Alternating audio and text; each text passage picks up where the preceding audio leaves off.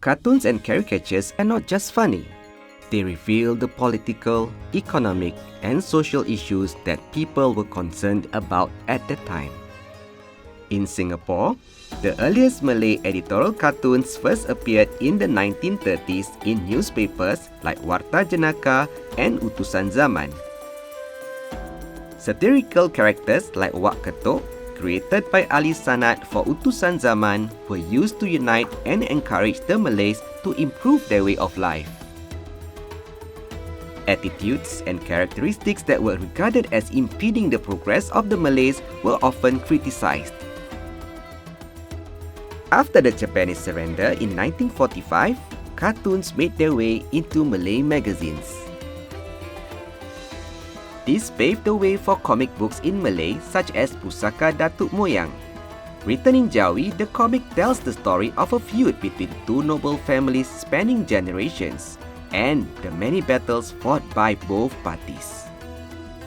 It was published by Nilam, which operated out of the Royal Press Office, a publishing company located at North Bridge Road. In the foreword of the book, prolific writer and editor Harun Aminur Rashid wrote that the comic was initially published as a series in the magazine Hiburan. He encouraged the creator Abdul Jalil Haji Noor to compile it into a book as it was well received by the magazine's readers. On the cover, the comic book announced that it was the first ever Malay story in pictures. However, they were probably not aware that another comic book, Hang Tuah, had already been published 1 year earlier in Indonesia. Hang Tuah was a comic for children in Romanized Malay created by writer and artist Nasjad Jamin. It chronicled the heroics of the legendary Malay warrior Hang Tuah. One interesting work that emerged during those early years was Tungga dan Piring Terbang, or Tungga and the Flying Saucer. It was written by Indonesian filmmaker and comic artist Nas Agnas. The comic is unique because it is one of the earliest Malay science fiction comic books published in Singapore at a time when Malay comic books usually depicted tales from ancient Malay hikayat or stories in Arabic. However, the human characters still resemble Malay warriors and nobility of the past. The plot of the comic book revolves around the hero Tungga and the crown prince who are helped by aliens while escaping from a revolt that killed the king.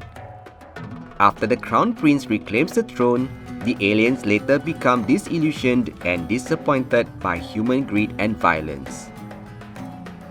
Another publishing company in Singapore that began producing Malay comic books was Geliga Press. In 1956, it published its first comic book, Husni dengan Perompak, or Husni and the Robbers. It went on to produce other comic books, collaborating with artists and writers such as Raja Hamzah, K. Bali, and Nora Abdullah, who was the first female Malay comic artist in Singapore and Malaya. At the age of 15, Nora produced her first comic book, Cik Siti Wan Kembang, about the legendary queen who ruled Kelantan in the 17th century. Geliga shut down in the early 1960s, and after that, the Malay comic book industry here went into decline. Penang eventually supplanted Singapore as the center for publishing Malay comic books.